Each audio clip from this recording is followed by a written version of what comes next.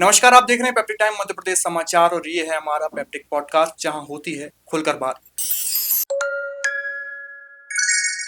आज हमारे भोपाल स्टूडियो में पेप्टिक पॉडकास्ट में हमारे मेहमान हैं मध्य प्रदेश कांग्रेस कमेटी के प्रदेश प्रवक्ता अभिनव बरौलिया जी। अभिनव बरौलिया जी मध्य प्रदेश कांग्रेस में एक सक्रिय नेता और प्रवक्ता के तौर पर जाने जाते हैं। काफी वरिष्ठ प्रवक्ता हैं और कांग्रेस और मध्य प्रदेश को लेकर उनकी क्या राय है और भाजपा की जो बयानबाजी चल रही है, मध्य प्रदेश में कांग्रेस की राजनीति है, आगामी नरेंद्र मोदी का जो मध्य प्रदेश में दौरा होने वाला है, सभी सवालों पर उनकी राय जानेंगे। बहुत स्वागत है सर आपका पेप्टिक पॉडकास्ट पर। धन्यवाद आयुष जी, जैसा कि मैंने आपको बताया कि आप प्रवक्ता हैं, मध्य प्रदेश कांग्रेस कमेटी के एक वरिष्ठ प्रवक्ता हैं, तो सर प्रवक्ता बनने की क्या प्रोसेस रहती है? देखिए, प्रवक्ता बनने की प्रोसेस तो जिसमें अच्छे बोलने की क्षमता हो, जी जो मुद्दों को समझता हो, जी जो थोड़ा आक्रामक हो और जो जिसमें कॉन्फिडेंस लेवल बहुत हाई हो, इन 4-5 गुणों का मिश्रण ही प्रवक्ता कहलाता है। और जहां तक मेरी बात रही है तो मैं 22-23 साल से कांग्रेस पार्टी की सेवा कर रहा हूँ। एनएसयूआई के सचिव पद से मैंने 2003 से अपना करियर शुरू किया था और फिर यूथ कांग्रेस भोपाल का उपाध्यक्ष रहा हूँ और उसके बाद सोशल मीडिया में उपाध्यक्ष रहा हूँ और लगातार 4 वर्षों से मैं प्रवक्ता के रूप में पार्टी को अपनी सेवाएं दे रहा हूँ। तो प्रवक्ता के रूप में मैंने अभी मीडिया कोऑर्डिनेटर भी हूँ मैं, तो प्रवक्ता के रूप में मैंने कई लोगों को आते देखा, जाते देखा। तो एक तरीके से देखा जाए तो प्रवक्ता का काम बहुत कठिन है, क्योंकि कैमरा फेस करना, एक कॉन्फिडेंस लेवल को अपने हाई रखना और जिस तरीके से कह सकते हैं कि विपक्ष पे कटाक्ष करने की क्षमता ही एक अच्छे प्रवक्ता के गुण होते हैं। तो क्या प्रवक्ता और जो सक्रिय कार्यकर्ता होता है पार्टी में वो अलग अलग होता है? क्या भूमिका रहती है प्रवक्ता? सिर्फ सोशल मीडिया तक सीमित होते हैं? नहीं नहीं नहीं, सोशल मीडिया तक सीमित नहीं होते। प्रवक्ता फेस होता है, हम्म, एक पार्टी का पार्टी का फेस फेस। होता है, एक चेहरा होता है जिसकी बात को लोग गंभीरता से लेते हैं। जी प्रवक्ता की ही बात को मीडिया संज्ञान में लेता है और उस पर आगे बढ़ता है और सामने वाली पार्टी से उसका उत्तर मांगता है कि ये प्रवक्ता ने बोला है तो आप इसका जवाब दें। तो प्रवक्ता एक अहम भूमिका में होता है हर पार्टी में और प्रवक्ता का काम बहुत बारीकी और बहुत ही सूझबूझ के साथ किया जाता है। तो प्रवक्ता पार्टी का फेस के साथ साथ, चेहरे के साथ साथ अपनी सूझबूझ और आक्रामकता के लिए भी जाना जाता है। जैसे आपने आक्रामकता की बात करी तो मैं इसमें एक क्वेश्चन ऐड करूंगा कि हम देखते हैं कि सोशल मीडिया और तमाम जो न्यूज़ चैनल्स उसमें अलग अलग पार्टी के प्रवक्ता बैठते हैं, तो आक्रामक होते होते उनका जो रवैया, उनकी भाषा शैली है, किस हद तक आजकल पहुंच रही है वर्तमान समय में?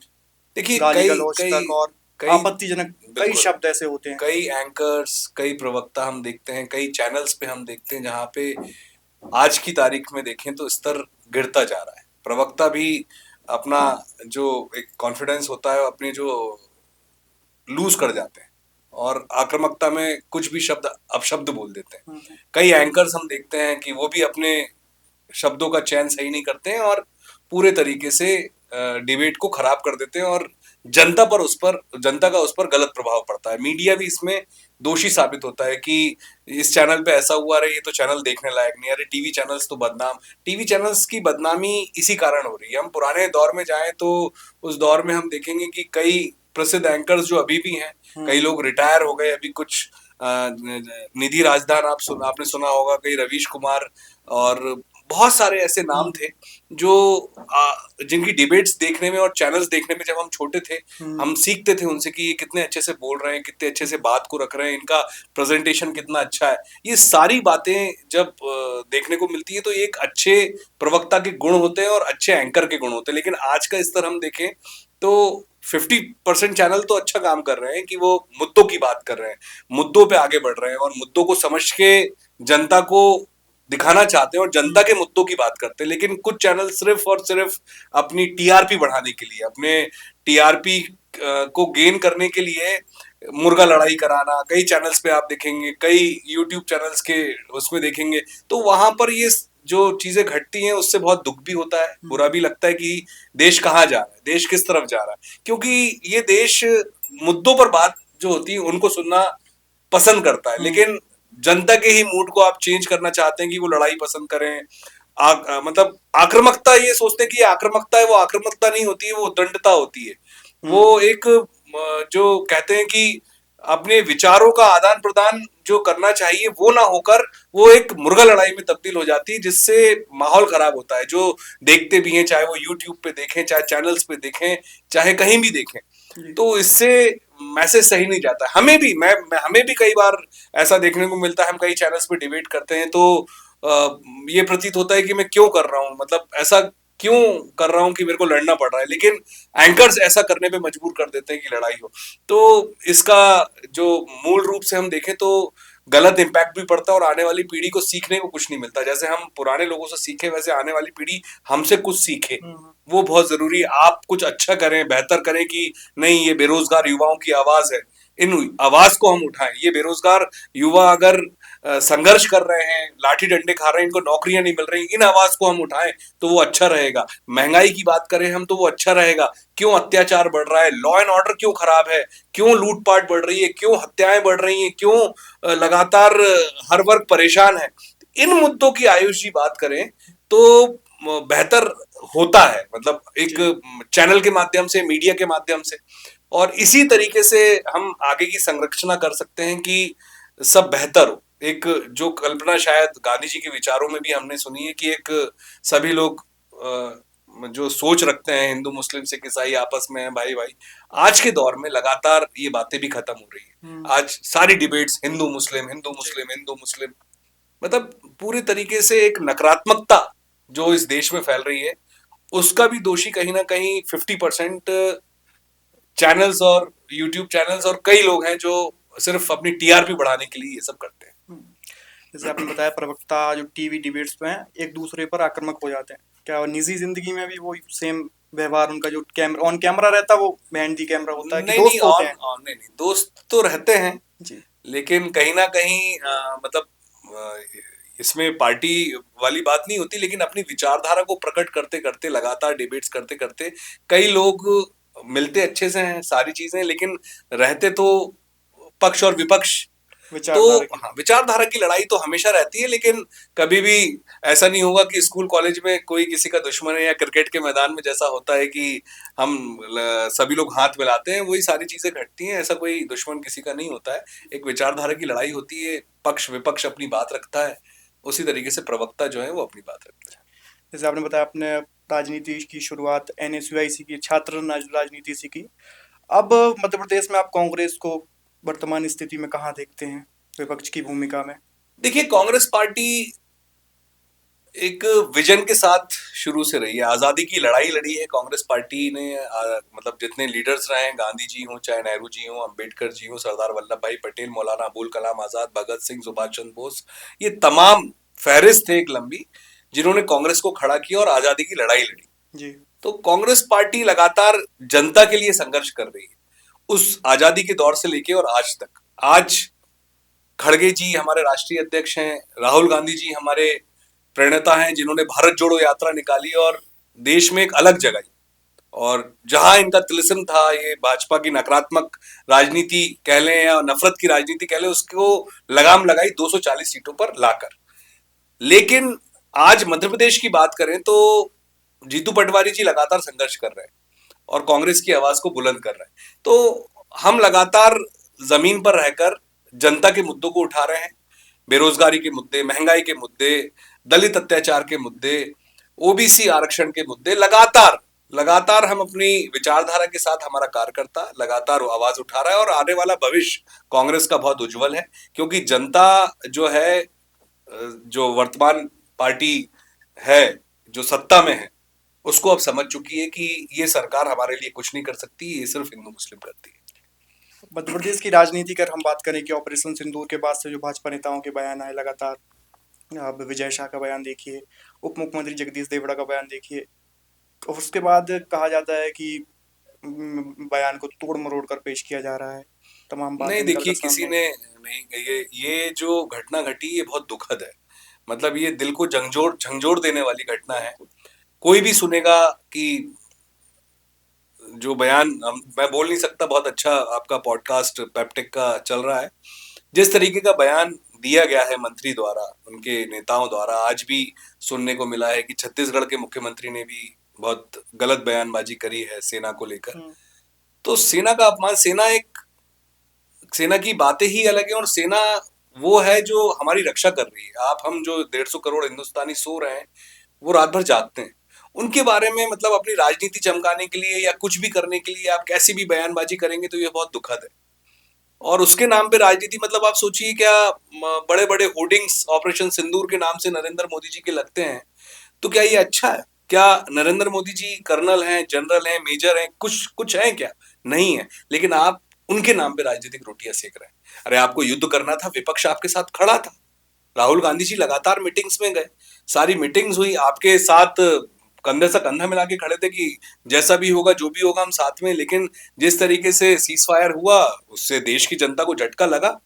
अब आप उससे उभरने के लिए नित्य नए नए नौटंकी और नई नई बातें कर रहे हैं, सेना का इस्तेमाल कर रहे हैं, सेना के लोगों पे फूल बरसाने की बात कर रहे हैं, सेना के सम्मान की बात कर रहे हैं। इनके नेता सेना के बारे में क्या अपशब्द बोल रहे हैं, देश की बेटी के बारे में, सोफिया कुरैशी के बारे में क्या बोला, ये सबको मालूम है। तो ये दिखावे की राजनीति और बनावटी राजनीति जो है, ये चल रही है इस देश में, और भाजपा वो लगातार कर रही है अपने नेता के नेतृत्व में। सोशल मीडिया आज की राजनीति में कितना इम्पोर्टेंट हो गया है? हर सोशल चीज में मीडिया सोशल मीडिया। सोशल जी। मीडिया बहुत इंपॉर्टेंट है। सोशल मीडिया का बेजा इस्तेमाल भी हो रहा है लगातार। सट्टेबाजी की ऐप हो, चाहे पॉर्न वीडियोस के ऐप हो, ये जो हम इंस्टाग्राम, फेसबुक और यूट्यूब सब जगह हम स्क्रॉल करते हैं, तो ये सब झलकियां हमको देखने को मिल रही है। इस पर कोई रोक सरकार नहीं लगा रही है। जो जो इस्तेमाल सोशल मीडिया का होना चाहिए बेहतरी के लिए, हम्म। वो बेहतरी का इस्तेमाल सोशल मीडिया का नहीं हो रहा है। सिर्फ और सिर्फ अपनी टीआरपी बढ़ाने के लिए लोग जो गलत इस्तेमाल कर रहे हैं, वो बहुत गलत है। मतलब मैं शॉर्ट में बता रहा हूं आपको कि 60 से 70% लोग सोशल मीडिया का गलत इस्तेमाल कर रहे हैं, और जो चल रहा है वो सबको दिख रहा है, पूरी देश की जनता को दिख रहा है। आप हम सब के माता पिताओं के हाथ में भी मोबाइल अब पहुंच चुका है, जो कभी इस्तेमाल नहीं करते, वो भी स्क्रॉल करते हैं, तो उनको भी दुख होता है कि ये सब पूरी दुनिया बदल गई, क्योंकि इतनी गंदगी किसी ने नहीं देखी थी। और सोशल मीडिया का इस्तेमाल जो होना चाहिए था वो नहीं हो रहा है, उसके विपरीत सब गलत हो रहा है। मेरा प्रश्न था, राजनीति में किस तरह से सोशल मीडिया का उपयोग हो रहा है? देखिए, मीम्स कल्चर को राजनीति में आप जैसे लोग, आयुष, जो कर रहे हैं कि कोशिश कर रहे हैं कि जनता के मुद्दे आगे आए, आप मतलब एक मोटिवेशनल स्पीकर के रूप में लोगों को आगे भी ला रहे हैं कि जिससे जनता के बीच में मैसेज जाए, सुने हमको, समझें और आगे की दिशा तय करें। तो राजनीति में सोशल मीडिया का इस्तेमाल वहां तक तो बेहतर है, लेकिन राजनीति में अगर आप किसी को गलत ठहराने की राजनीति करें या किसी को ब्लैकमेलिंग की राजनीति करें, तो ये राजनीति तो सूट नहीं करती उस पर। भोपाल में हम बैठे हैं और 2 दिन बाद प्रधानमंत्री नरेंद्र मोदी का महिला सम्मेलन को लेकर जमहूरी मैदान में दौरा है, उसको लेकर क्या कहेंगे? मैं वही फिर से बोलूंगा आपसे कि ये इवेंट बाजी है। ये इवेंट बाजी से भारतीय जनता पार्टी बाहर ही नहीं आ रही है। 11 साल हो गए सत्ता में। आप क्यों जनता के टैक्स की बर्बादी कर रहे हैं? क्यों आप ये दिखाना चाहते हैं कि अरे आपने किया है अगर ऑपरेशन सिंदूर, तो उसको इतना इतना बड़े लेवल पे दिखाने की आपको जरूरत क्या है? क्या जनता नहीं समझ रही है? जनता नहीं समझ रही है, इसलिए आपको दिखाना पड़ रहा है। जनता के अंदर गुस्सा है आपके लिए, जनता चिड़ी हुई है आपसे। आप वहां पे साड़ी पहना के 1000-2000 महिलाओं को बैठा के, इवेंट बाजी, कैमरे घुमा के, सोशल मीडिया का इस्तेमाल करके, ड्रोन चला के, ये सब करके क्या दिखाएंगे कि अरे देखो मोदी जी के तो दीवाने हैं, महिलाएं दीवानी हैं। अरे महिलाओं पे क्या गुजर रहा है, ये खंडवा की घटना बता रही है। ये लगातार नौकरियां नहीं मिल रही, क्या क्या हो रहा है, ये इन बारे में बात करें प्रधानमंत्री। ये इवेंट बाजी से तो बाहर आना चाहिए। ठीक है, आप कर रहे हैं, आपकी सरकार है, आपके पास बेजा पैसा खर्च करने के लिए है, तो आप कर रहे हैं, इसलिए किसी अच्छे काम में लगाएं आप। जी। हाल फिलहाल में हमने सबने मंदसौर का वो वीडियो भी देखा जो सोशल मीडिया काफी वायरल हुआ, भाजपा नेता का जो हाईवे पर अश्लीलता की सारी हदें पार कर चुकी है भाजपा के नेताओं का। जिस तरीके से ये सारे वीडियोस बाहर आते हैं, अवैध वसूली लेते हुए वीडियोस आते हैं, कई बातें हैं, मतलब इतना घमंड अहंकार सर चढ़ के बोल रहा है कि कुछ भी कर रहे हैं। सड़क को, मतलब आप सोचिए, सार्वजनिक स्थल पे शराब पीना गुनाह है, ये हमने सुना था। क्या अब ये सार्वजनिक स्थल पर इस तरीके की अश्लीलता और फूहड़ता जो हो रही है, क्या अब ये भी शुरू हो गया है इनकी सरकार में?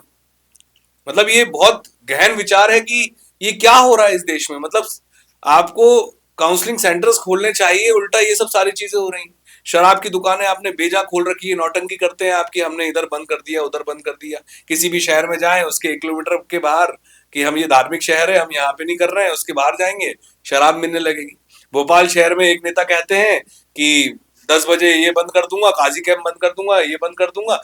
इधर आएंगे आप तो नए भोपाल में कई मॉल्स खुले हुए हैं जहाँ पे 2-2 बजे रात तक लड़के लड़कियां शराब पी के गदर करते हैं। तो ये जो सोच है ये बदलनी पड़ेगी। ये सोच बदलना बहुत जरूरी है। सबको समानता के साथ सोचना पड़ेगा। भाजपा के लोग क्या कर रहे हैं कि सिर्फ हिंदू मुस्लिम में डाइवर्ट कर रहे हैं कि ये क्षेत्र ऐसा। अरे आपको लगता है तो आप बंद करो ना, 6 बजे सब बंद कर दो, शराब बिकवाना बंद कर दो, 6 बजे से सारी दुकानें बंद करा दो कि दिन भर में जो होगा वो कर ले और बाकी सब बंद कर दें।